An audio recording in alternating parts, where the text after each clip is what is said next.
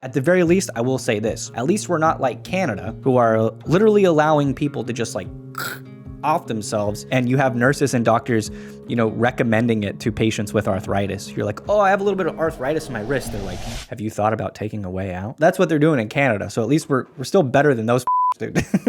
Like, nothing against Canadians. Love you guys. Okay, here we are. It's 2024, so like 6 or 7 years ago,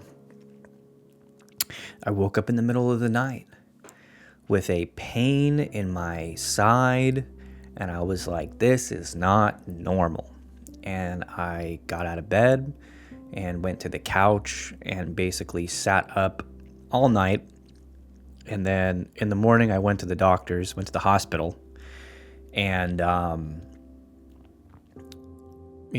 my wife's telling me, oh, it's probably just gas, it's probably this. And I was like, no.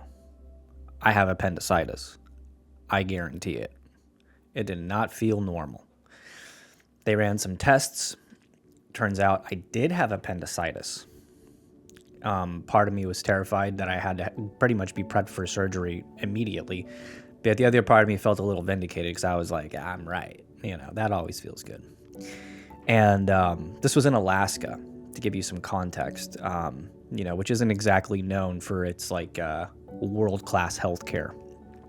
And I'm laying in the bed in the hospital, and they tell me that the surgeon's going to come in and kind of say what's up to me, right? So my wife, she leaves the room to go do something, and I'm laying there in the bed, and this absolutely wacky dude in a surgeon's smock comes in, and this is the first thing he says to me.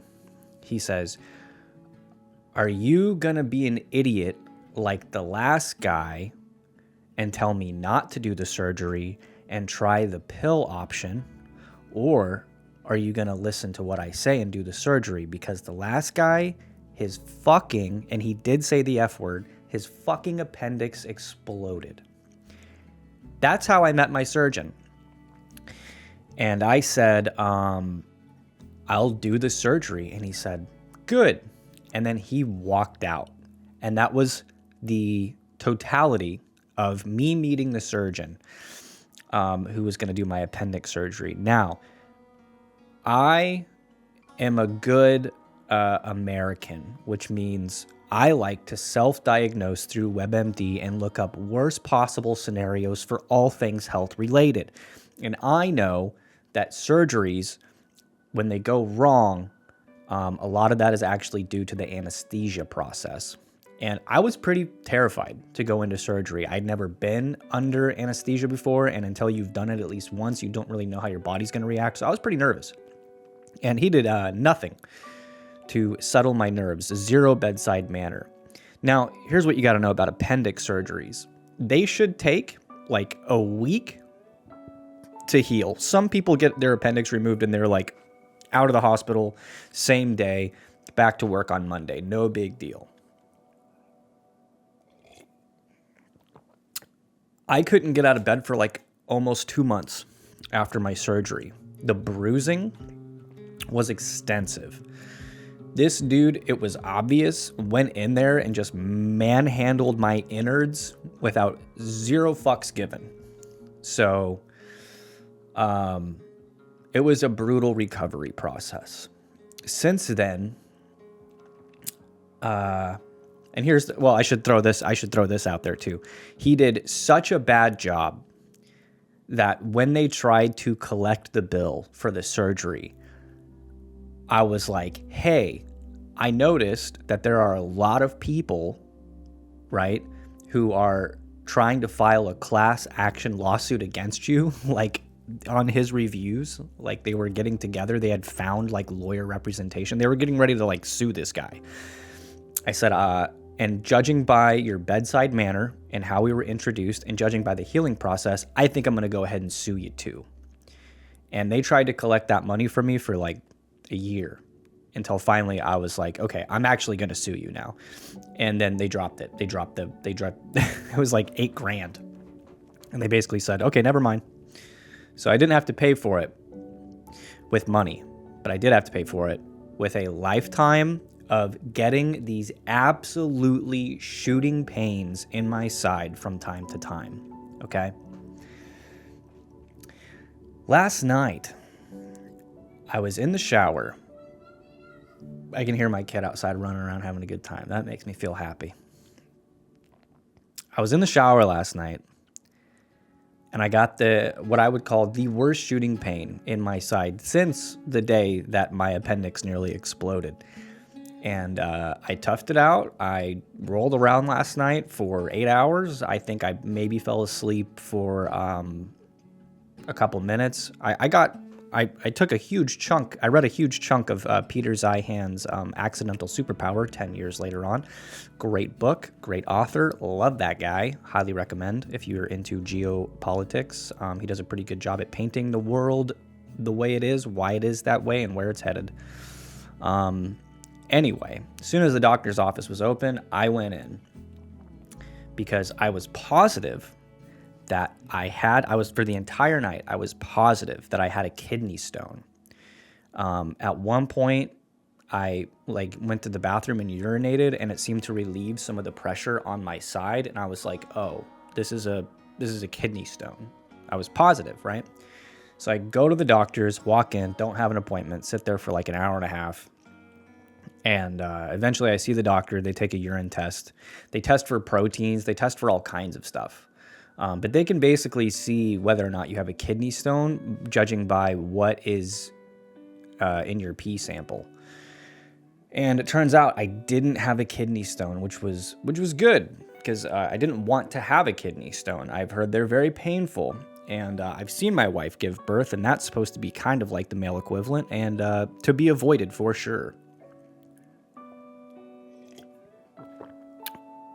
What I did have was extreme inflammation of scar tissue as it related to my appendix surgery that I had.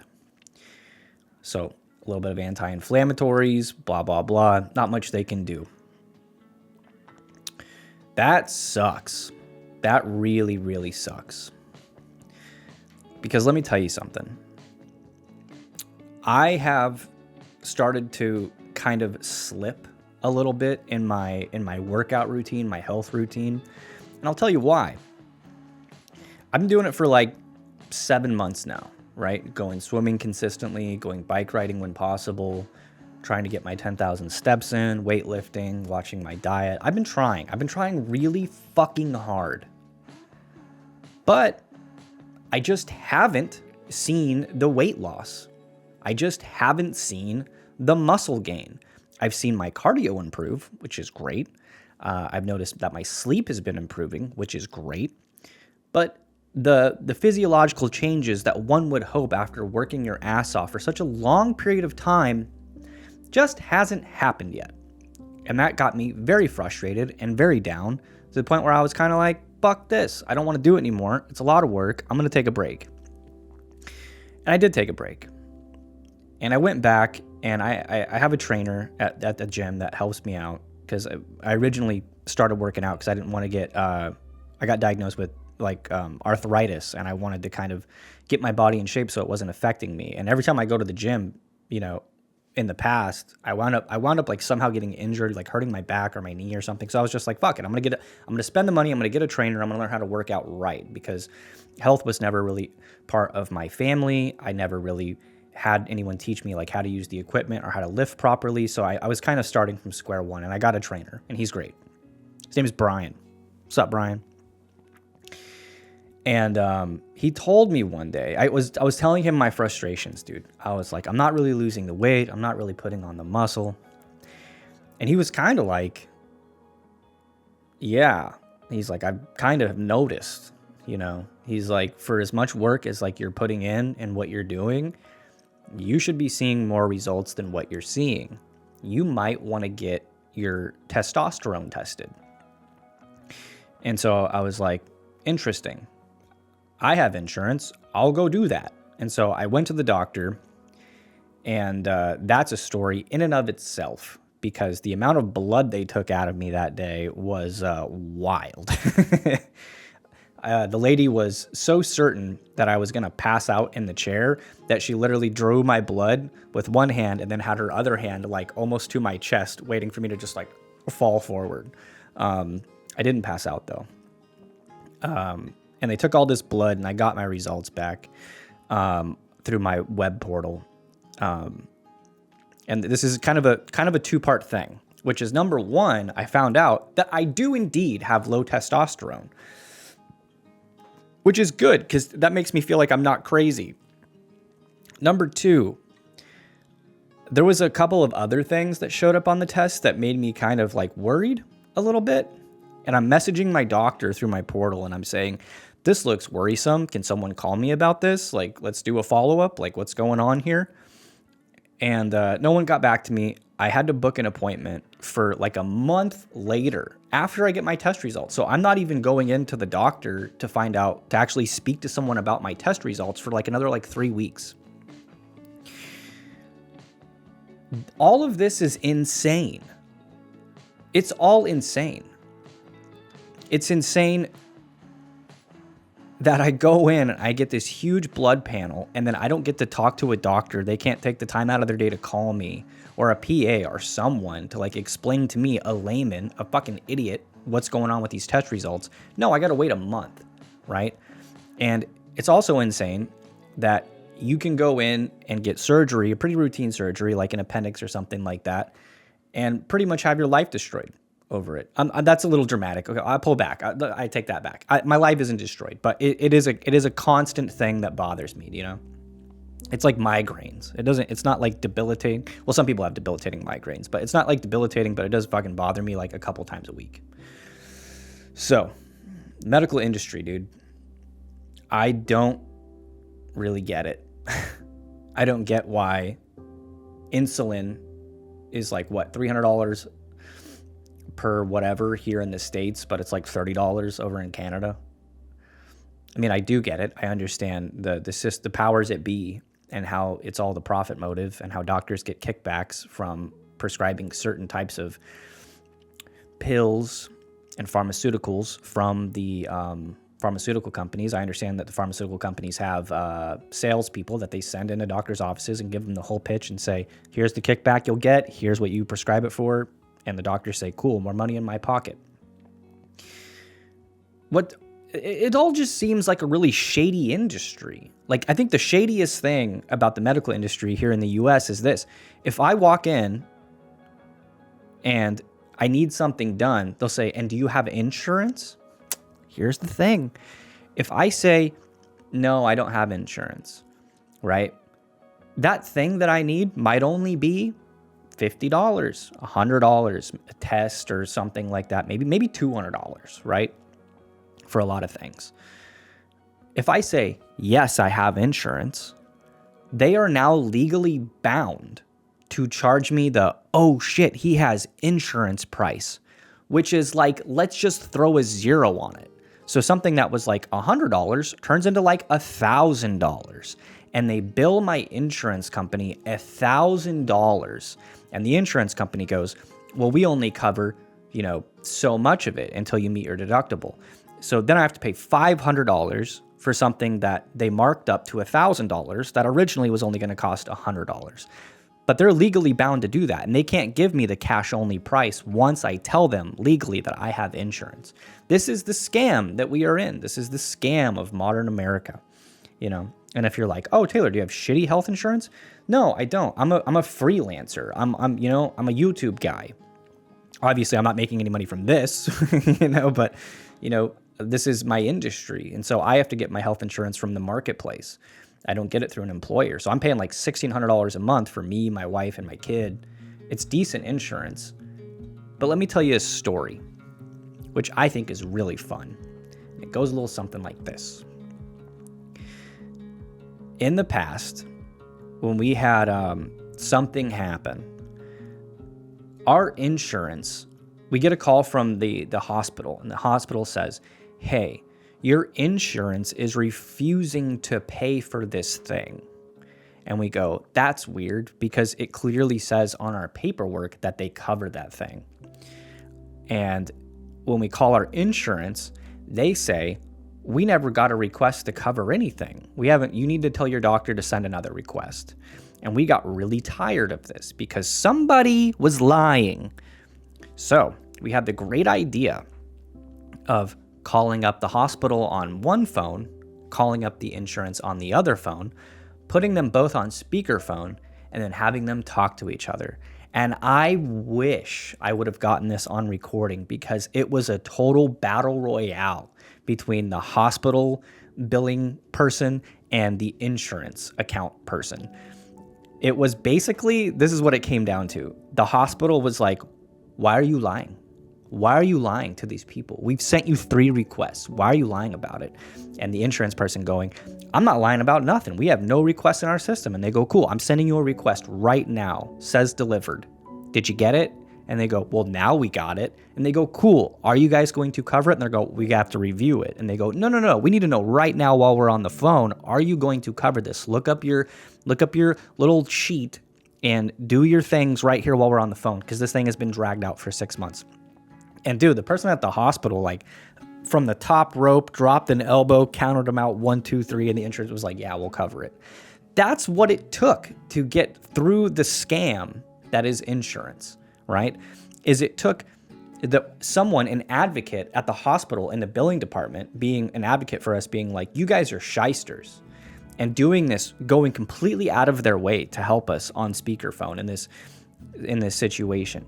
Right? And you're paying these insurance companies so much money every month and, they'll bill them, but they'll go deny, accept. And you still got to meet that premium. And then hopefully whatever big surgeries you need happen in December because in January, boom, that premium rolls back over to zero. So you got to meet your $6,000 deductible or whatever it is. I just don't get why the healthcare system is so broken, dude. It's like there's so many special interest groups that control kind of what the doctors are willing to do. They literally just treat symptoms. They do not give a shit. Like when I went in this morning to figure out what was going on with like my inflamed surgical tissue stuff, he's just giving it his best guess. He eliminated kidney stones through like a urine sample and like protein tests. But other than that, it was just a guess. And he's like, okay, if it doesn't go away in 3 days, come back and we'll do like a CT scan. Okay, cool. Well, I'll do that. If it doesn't go away in 3 days, I'll go get a CT scan. And then question mark, is my insurance going to cover that? Right? And it's like, maybe not at first. Maybe I'm going to have to do phone versus phone again. Right? We're living in this weird world where it actually makes it impossible for someone to do like preventative health measures. You got to wait until something's wrong with you. And even then, you got to go get a second opinion and a third opinion. You got to find a doctor that's not trying to push you out of the room, right? In 10 minutes flat so they can like just turn them and burn them. Because private doctors' offices are like going away. It's not profitable. Most doctors that come out of the medical industry, they become hospitalists. They just go to work for the hospital. It's a much more secure job. It has better benefits. Going into private practice is a risk that a lot of graduates and people that are done with their internships and fellowships through in and out of med school, they're not willing to take that risk anymore. So we have a serious shortage, which of course leads to like extreme wait times if you're a new patient, Like you'll call up me and my wife, we move around a lot. We like to travel. We like adventure, and every time we move somewhere, we got to get a new doctor. So I think I'm a little bit of an authority on this, actually. I would actually go so far to say I'm an expert when it comes to new patient wait times because I've done it so many times in so many different states. And on average, it's like 6 months. It's like 6 months to call a doctor and be like, hey, I just moved here. I need a doctor. When can I get in and see you? And they'll go 6 months.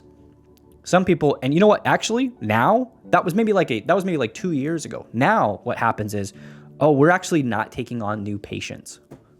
What? What are you talking about? My money's no good there. You know what I mean? We're actually not taking on new patients.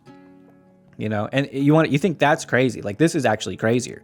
If you go to like have a child in the U.S., there are a lot of places that unless you've had a child before and everything went smoothly, they will not accept you as a patient for OBGYN because they only accept low-risk births, right? So if it's your first child and you don't have a history of low-risk births, they won't see you. They don't want the risk or the complications. It's like, how that's shitty. So everything is against you in the medical industry, dude. And I'm just laying awake last night because I didn't sleep at all. Coffee time. I'm thinking to myself, what a terrible system. What a terrible system. You know, I'll tell you, to its credit, where the American healthcare system does a really, really bang up job is when it comes to like top tier types of treatments, right?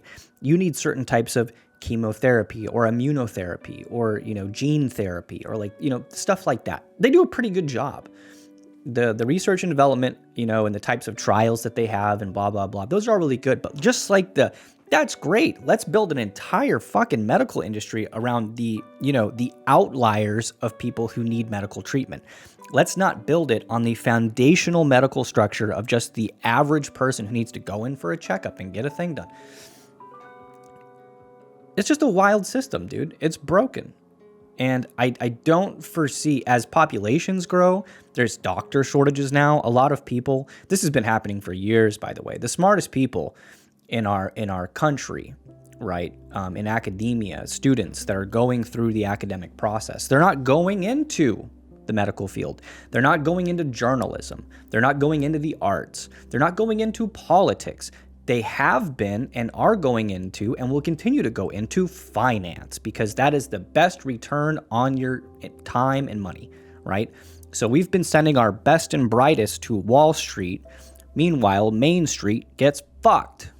That doesn't seem like a good system for a sustainable civilization, let alone progress, but I digress. So between a shortage of doctors, special interest groups, the kickbacks to doctors not wanting to take the risk to even start private practices anymore, we're basically looking at what I would consider to be like the Armageddon of private healthcare. I don't really think private healthcare is working anymore. Just like a lot of traditional American systems, they all fucking sound great on paper in like the 50s, 60s, 70s, 80s starts getting a little shaky, 90s cracks start showing, early 2000s to now, those cracks turn into fissures and the system doesn't work anymore. You know, that's going to be pretty much Social Security like in the next 15 years, but they say that's going away every 15 years. So I don't want to be just parroting that. But these systems that we've built as like societal safety blankets and institutions that are supposed to be there for people to rely on, the cracks are just like too big to ignore now. It's just not working. You know what I mean? And like, why isn't there like a home cancer test kit that we do like once every year? You send it to my door, I swab the thing. I don't know shit. I'm an idiot about especially when it comes to like the medical industry, right? I don't know anything about like the science of medicine, but there should be more preventative measures in place rather than reactionary measures in place. Our whole industry is the whole medical industry is built to just react to the problems of now rather than preventing those problems in the first place. Case in point, the American, like the Food and Drug Administration. Look at like literally the FDA. Look at the diet they want you to eat. That is trash. It has been trash. It's never not been trash. It's trash. And because you have all like these dairy lobbyists and meat lobbyists, right? You got Bill Gates buying up all the farmland to make genetically modified bullshit and organic. The process to get something labeled organic in the store costs an insane amount of money. And even then, they just have to keep the pesticides they use under a certain tolerance. It's not like they don't use pesticides. So even like the idea of like organic eating doesn't make any sense, right? And you're like, well, I'll just grow my own food. But here's the thing. A lot of HOAs, a lot of city limits regulations won't let you grow gardens. You can't actually have a garden, right? And if you're in a city like that, you know, good luck. You're going to be growing what? Sustainable food in your living room? On your balcony? I don't know. So I don't know. I look out and I see like, I'm not trying to like be a meme, but the food is poison. The doctors suck. All the pills have like side effects of anxiety, suicide, infertility. Like, what the? I don't know. I'm just feeling kind of loopy. I didn't get that much sleep, and I'm just pointing out these glaring fucking mistakes. I don't think very rarely, as you know, it's funny. The only thing that I've ever done medical wise that I was like, wow, that was a 10 out of 10, great experience, nailed it. Maybe a little bit of faith, humanity restored, was the birth of my child. The OBGYN we saw, the place where my wife gave birth, and the post-birth treatment, everything leading up to it was incredible. It was incredible every step of the way. The support, everything that was there was great. Everything outside of that has utterly sucked. It's been terrible, right? I've watched my mom go through like just absolutely terrible like medical shit. And to see the absolute zero fucks given by these neurologists, by these doctors, by these surgeons, it's wild, dude. At the end of the day, there's this thing called Peter's Principle, which is really, really great. It'll help you. It'll help you understand the world around you. Allow me to tell you about it.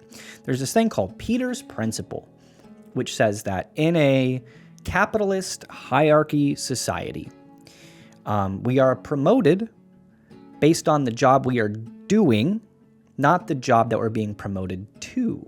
And there is a learning curve from the job that we're leaving into the job that we're going. And there's a level of incompetency that happens there. So given enough, according to Peter's Principle, given enough time in a society that uses hierarchy systems in a capitalist profit motive way, everybody will rise to a level of incompetence and create an incompetent system. And they will neither have the wherewithal to understand that it is happening because they themselves are incompetent, and they will neither be able to remedy it and fix it and think of solutions because, yes, they are incompetent. And that's what we're kind of seeing right now. We're seeing this in the service industry, the medical industry, and government, really everywhere. Everybody seems incompetent. Everybody seems like an idiot, you know? At least an idiot as far as their capacity to do their current job. But there's also something else. I don't think it's just incompetency. I think that there's a little bit of cold-heartedness that's happening. I think that a lot of doctors, they just don't give a shit. They see 30 patients a day, and they have to see those 30 patients a day to keep the lights on, which means when your 10 minutes are up, they got to get you out the door, right? This is not a good thing. This is not a good way to run society. This is bad. We need a better way. I don't have any solutions, but shit really pisses me off, dude. And the more that you bump up against the medical industry in your life, the more you see all the issues. And you're like, this is insane. Once you bump into them enough and you see enough issues, you're like, this is the system? This is the thing? This is the medical foundation of our society? This is a joke. This is an absolute joke, right? But at the very least, I will say this. At least we're not like Canada, who are literally allowing people to just like off themselves, you know. And you have nurses and doctors, you know, recommending it to patients with arthritis. You're like, oh, I have a little bit of arthritis in my wrist. They're like, have you thought about taking a way out? That's what they're doing in Canada. So at least we're still better than those fuckers, dude. Like, nothing against Canadians. Love you guys. Anyway, yep, that's today's video. I love you guys. Thank you for being here. Thank you for hanging out with me. And sorry that was a little bit ranty, but man, it really does just bum me out. And I'll see you in the next one. Peace.